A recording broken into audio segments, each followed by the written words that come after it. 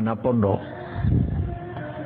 Saya di pondok di Malang lebih kurang 13 tahun.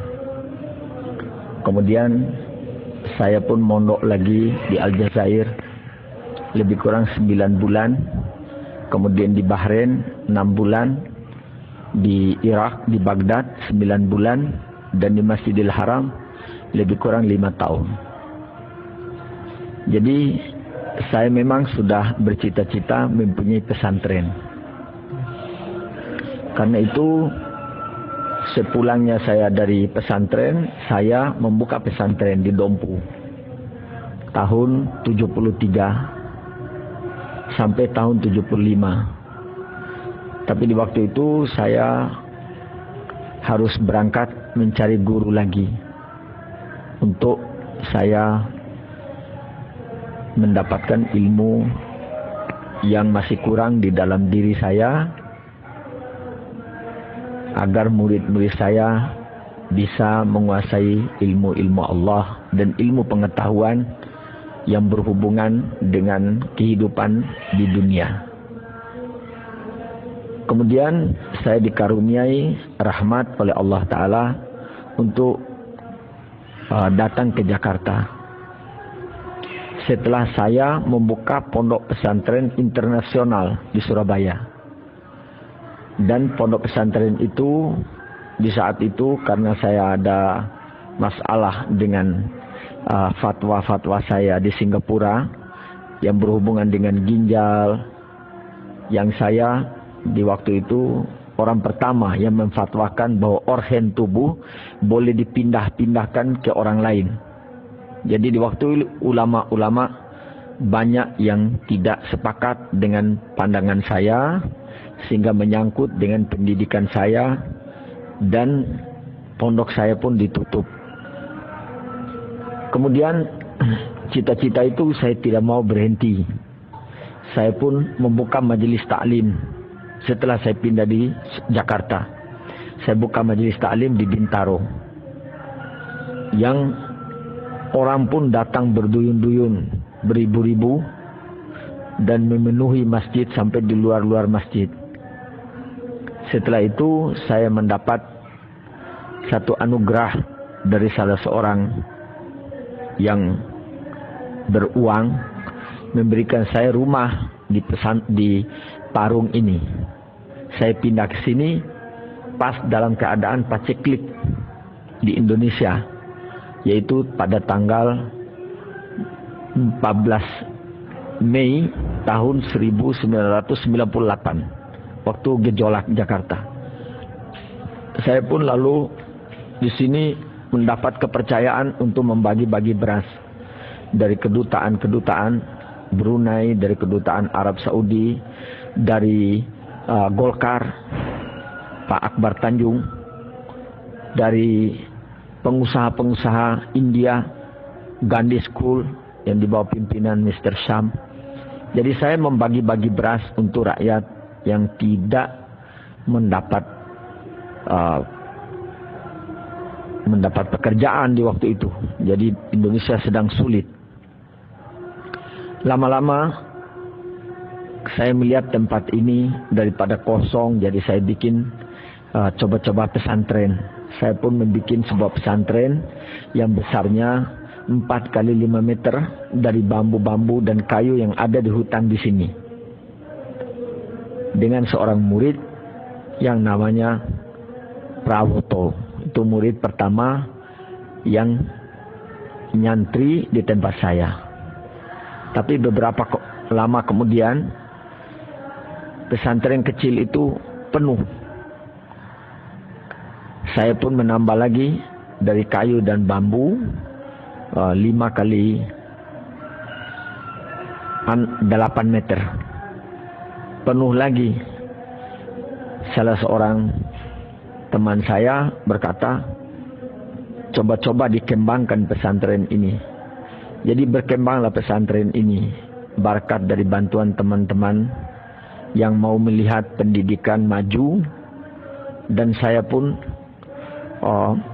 memunculkan gairah baru di era yang baru supaya manusia Indonesia mau belajar dengan sungguh-sungguh, dan saya pun tingkatkan pendidikannya sampai pendidikan saya diakui oleh pemerintah Republik Indonesia, dan pendidikan saya boleh mengikuti ujian negara.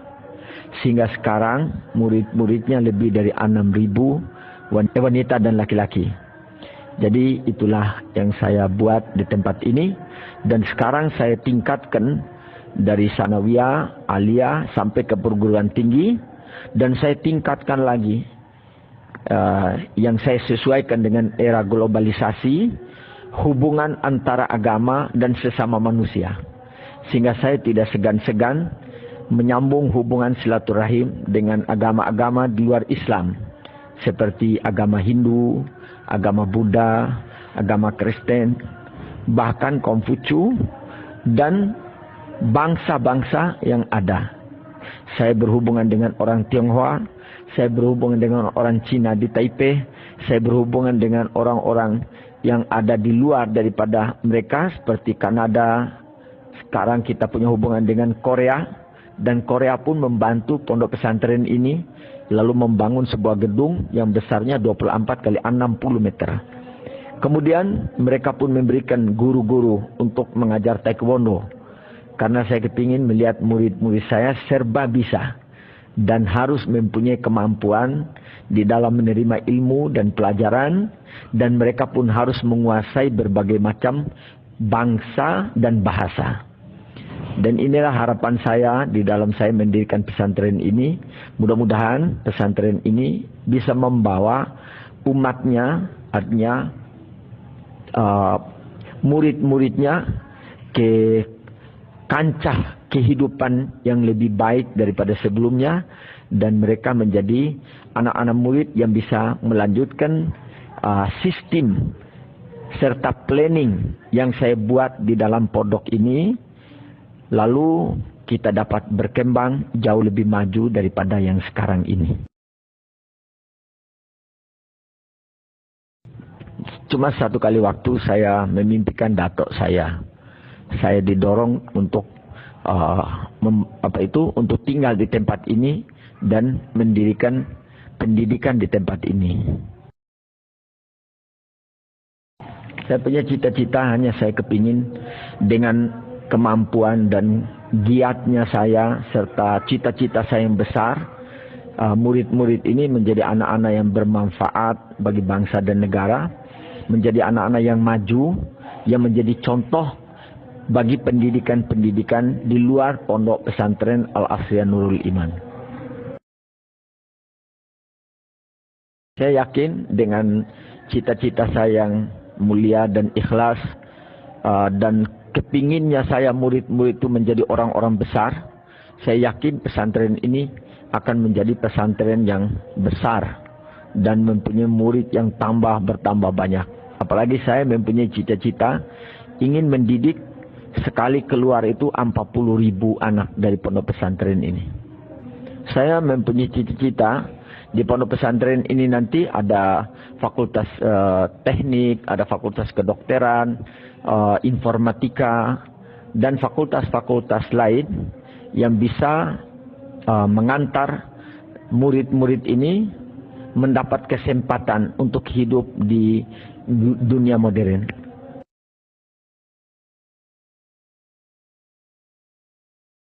Kalau soal membangun, saya tidak mendapat kesulitan, karena saya mempunyai keyakinan bahwa setiap perbuatan baik mesti banyak orang yang mau mendukungnya. Kemudian niat saya begitu ikhlas, pasti banyak orang yang akan tertarik dengan apa yang saya buat di pondok pesantren ini. Yang saya hadapi di dalam pendidikan, hampir keseluruhan daripada bangsa kita di Indonesia ini, kalau sekolah tidak mau sampai selesai. Jadi banyak mereka itu sekolah yang terbatas, tamat SD atau tamat SMP atau tamat SMA. Jadi yang berkesempatan sekolah sampai ke universitas itu sangat sedikit sekali. Tidak sesuai dengan jumlah penduduk negara Republik Indonesia. Jadi menjadi kendala besar bagi saya dengan adanya keterbatasan keinginan daripada anak-anak Indonesia dan orang tua di dalam pendidikan untuk mencapai sarjana itu. Lalu yang kedua, mungkin karena keterbatasan daripada ekonomi, tapi pondok saya akan bercita-cita sampai selama-lamanya tidak ada bayaran apapun sampai mereka menjadi sarjana-sarjana. Jadi itu sebab saya selalu mendorong anak-anak itu, kadang-kadang saya keras, bahkan kepada orang tua saya kadang-kadang keras juga, karena kepinginnya saya anak-anak itu harus jadi.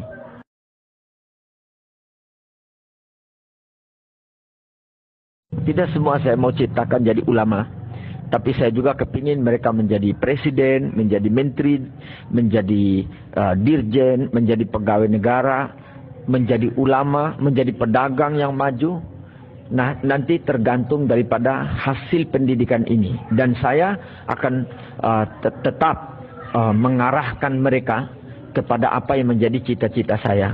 Dan saya harapan saya itu murid saya tetap taat kepada planning yang saya buat. Bahkan saya sudah menjalinkan hubungan dengan Amerika, menjalinkan hubungan dengan Korea, dan menjalinkan hubungan dengan Taiwan.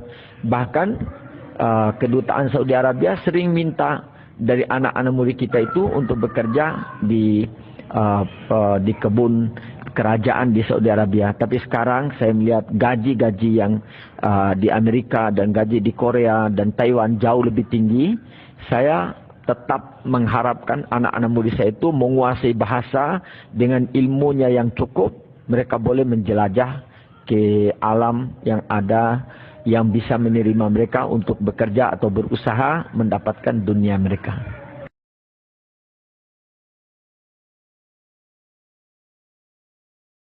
Saya dulu memang sekolah saya di sekolah dasar, sekolah umum. Saya waktu itu saya sekolah sungguh-sungguh. Saya tidak tunggu disuruh. Waktu di SD saya punya nilai pelajaran dulu hanya 3 mata pelajaran. Bahasa Indonesia, pengetahuan umum, dengan berhitung. Saya waktu itu lulus berhitung, yang sekarang nama matematika barangkali itu saya nilainya 10 waktu itu. Pengetahuan umum 8. Kemudian bahasa Indonesia saya 6. Jadi saya lulusan 6, 8, 10. Jadi rata-rata 8. Di waktu itu sangat tinggi. Nah, kemudian saya waktu itu, setelah itu saya masuk SMP. Saya tidak ada cita-cita sekolah agama, karena abah saya seorang pedagang yang sukses. Jadi kami itu disuruh giat untuk sekolah di sekolah umum. Jadi saya pun sekolah di SMP. Saya di SMP sudah mengajar murid-murid tidak kurang dari 200 di rumah saya. Mereka mondok di rumah saya, belajar kepada saya karena saya dulu menghafal itu buku-buku itu. Ilmu bumi alam falak, sejarah. Saya hafal titik komanya. Bukan hafal tentang sejarah-sejarahnya, enggak. Tapi buku satu itu saya hafal. Buku ilmu hayat saya hafal. Yang sekarang namanya hipnobiologi. Kemudian fisika. Saya itu hafal pelajaran-pelajaran itu. Hafal di luar kepala. Bukunya itu saya hafal. Jadi satu saat saya mendengar di masjid itu ada kiai yang pidato bahwa surga itu di bawah telapak kaki ibu. Ilmu itu menjadi satu cambuk bagi saya. Kemudian saya lari kepada ibu saya. Bu, saya mau tidur di kaki ibu. Saya mau lihat surga itu. Jadi ibu saya bilang, siang aja. Nanti kalau tidur siang, nanti kau tidur di kaki saya. Betul-betul saya tidur di telapak kaki ibu. Jadi hari itu saya mimpi langit itu bolong, memanggil nama saya. Sagaf, Sagaf, saya lari. Saya ketakutan karena langitnya bolong dan keluar suara bercahaya. Kemudian saya bangun, saya memberitahukan ibu saya tentang mimpi saya. Ibu saya berkata, oh kalau begitu kamu mau pergi jauh. Benar, sore saya pergi mandi di kali dengan anak-anak. Saya dipanggil sama satu orang, saya mau bawa kamu pergi sekolah di Malang. Di sana ada guru besar, di sana ada pondok pesantren. Saya masuk di pesantren. Saya biasa sekolah umum, bebas, keluar, pergi kemana, main badminton, bebas. Saya masuk di pesantren yang muridnya tidak lebih daripada 150 orang. Mungkin kurang di waktu itu. Tidurnya berdempet-dempet, kamar mandinya cuma 4, antre. Saya baru 3 hari lari keluar dengan tas saya. Jadi saya sudah pengalaman, anak-anak baru itu pasti mau keluar dari pondok. Saya sendiri dulu begitu bawa keluar tas saya, sudah sampai di jalan, ada lewat orang Jawa. Dia berkata, ojo mole, metu. Ojo mole. Jadi saya kembali ke pondok. Kemudian saya kena penyakit, gatal semua badan saya. Abah saya tulis surat, saya sekarang bangkrut, tidak bisa membayar sekolah kamu.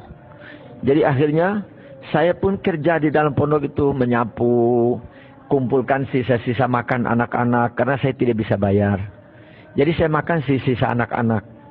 Jadi saya membantu di pondok itu. Jadi hasil pada khidmat saya merasakan sekarang kenikmatannya. Saya sekolah dengan bagus. 2 tahun 8 bulan, saya langsung diangkat menjadi guru. Saya mengajar fikih, mengajar nahwu, mengajar qiraat rasyidah, lughatul arabiyah. Dan saya pun dikenal sebagai guru yang sangat mudah memberikan pelajaran. Sehingga anak-anak itu kalau saya ngajar pagi, meninggalkan sarapan pagi. Lalu mata pelajaran yang saya ajar tidak boleh pagi. Saya disuruh ajar siang. Saya mengajar hadis. Nah itulah pekerjaan saya. Saya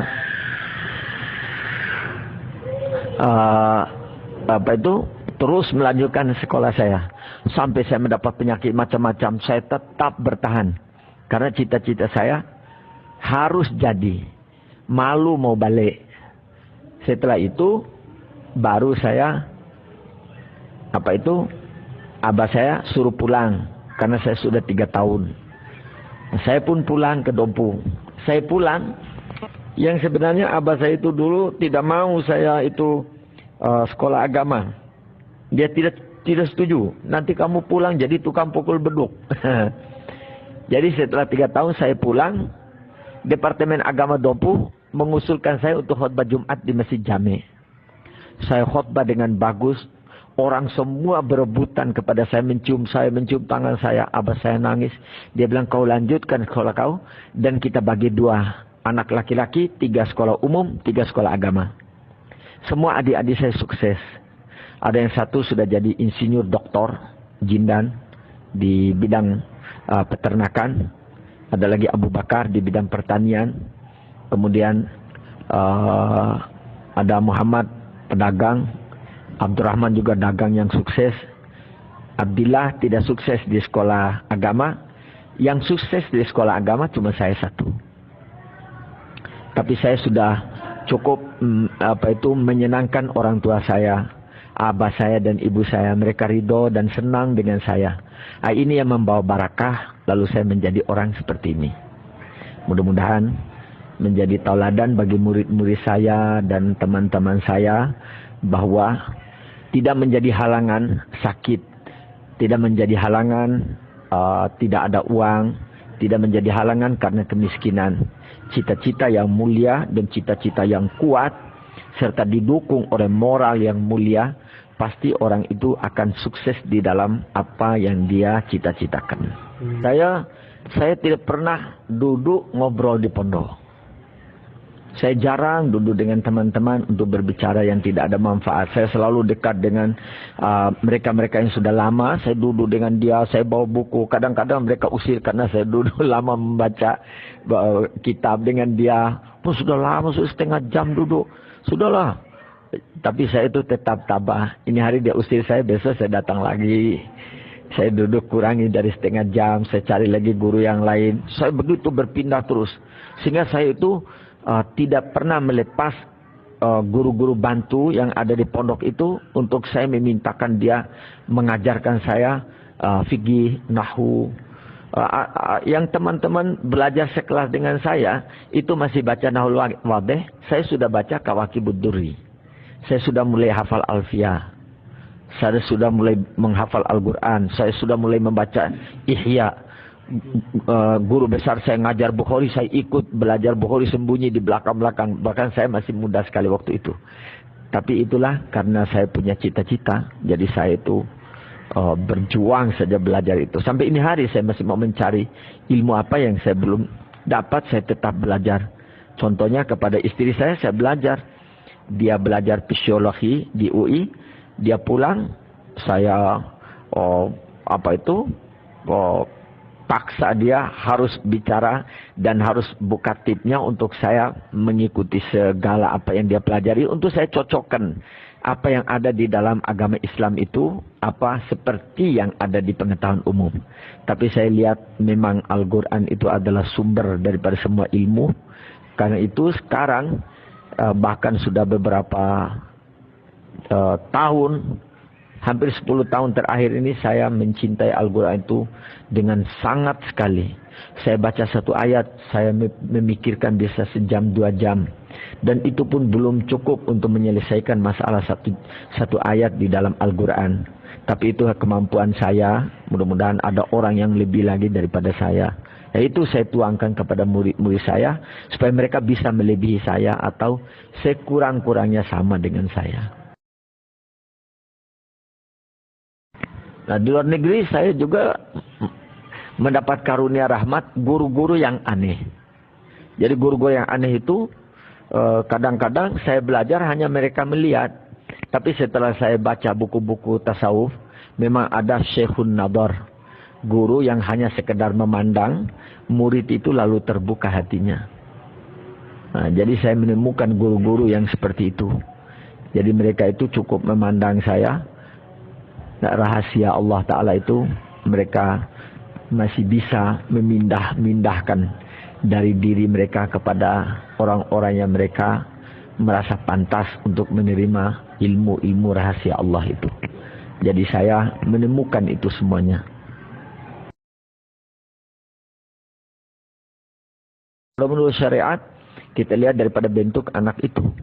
Bagaimana dia di dalam belajar. Kita syariatnya ya kita lihat dia pasti ada gairah. Kemudian ada kegiatan. Dia tidak merengek, punya satu sesuatu yang sistematis di dalam dirinya yang mengundang dia untuk menjadi orang yang betul-betul mujahadah di dalam dia mencari ilmu Allah itu. Nah, kemudian di samping itu dia mempunyai satu kebatinan, artinya batin yang sangat suci, bersih. Selalu dia kasih sayangnya tinggi. Kemudian dia ada sifat latafah, sifat kelembutan. Itu tanda-tanda orang yang gampang dimasuki oleh rahasia Allah itu. Saya selalu melihat kebesaran guru-guru saya. Seperti saya pernah sakit kepala yang sangat. Waktu mau masuk pondok, guru besar saya putar telinga saya, langsung sembuh sakit kepala saya. Karena saya tidak bisa baca Quran di waktu itu. Dia bilang, kau sudah besar begini, tidak bisa baca Quran. Kuping saya diputar. Tapi yang aneh bagi saya, sakit kepala yang begitu sangat, langsung di saat itu juga hilang. Jadi saya percaya bahwa guru itu ada kelebihan yang Allah Ta'ala kasih. Kemudian guru-guru yang saya temui yang lain begitu juga memberikan peratanda-peratanda yang sangat mulia. Seperti Syekh Muhammad Balqaid yang ada di Aljazair, guru saya. Itu beliau itu manusia yang sangat indah menurut penglihatan saya. Dan beliau itu seorang sufi yang sangat tinggi. Jadi kalau beliau melihat itu, saya punya badan, saya ada rasa sesuatu yang masuk. Rahasia itu, seperti ada sesuatu begitu. Saya merasa sejuk di waktu beliau melihat itu. Kemudian Syekh Nadimul As di Baghdad. Beliau waktu itu sama saya di Makkah. ketika selesai sembahyang Isya, beliau sembahyang Qiyamul Lail 8 rakaat, kemudian witir 3 rakaat, selesai salam, itu langsung tidak ada di tempat, hilang. Jadi ketemunya di tempat beliau menginap. Syekh Muhammad Balqaid. Beliau guru besar Tarekat As-Sufiyah di Baghdad. Dan orang-orang di Irak hampir semuanya mengenal beliau itu karena ketinggian martabat dan ilmunya. Saya juga mempunyai guru Syekh Ahmad As-Saggaf di Makkah. Yang beliau itu memberikan saya, menunjuk kepada saya keramatnya dan kemuliaannya. Dia bilang di dalam petinya itu semua di seluruh dunia ini ada. Saya pernah minta kepada guru saya jambu di Madura. Itu di Makkah, dia masukkan tangannya, keluar jambu dari petinya. Kemudian keluar nasi-nasi dari India yang dia kasih makan kepada saya. Peti kecil. Ada ayam di dalamnya. Bukan sihir, karena saya makan daging ayamnya. Keramat istilahnya di dalam Islam. Karena mereka orang-orang soleh dan orang-orang yang dekat dengan Allah. Itu guru-guru besar saya. Kemudian saya pernah berguru kepada orang Dayak yang tidak tahu agama. Saya berguru di Ulu Sungai Mahakam karena saya diberitahu ada guru kau di sana, kau pergi belajar.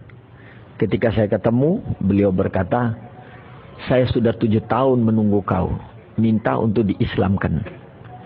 Itu salah seorang guru saya. Nah, karena itu saya melihat bahwa betul-betul apa yang terjadi pada manusia itu adalah takdirnya Allah. Tidak ada manusia yang bisa menentukan apa yang dikehendaki oleh Allah terhadap manusia itu. Jadi misalnya kalau Allah Ta'ala menghendaki hambanya itu menjadi ahli neraka, ya ahli neraka. Tidak bisa kita robah. Omong kosong itu kita bisa robah. Kalau dia sudah tentukan ahli surga, ya ahli surga. Jadi kita itu sebenarnya hidup di dalam kudrat dan iradat Allah.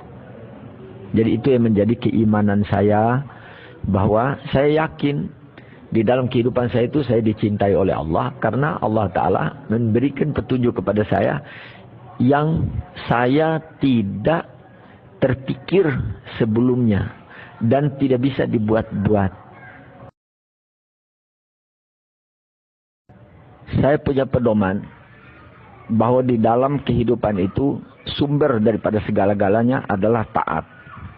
Ketaatan itu yang membawa kesuksesan.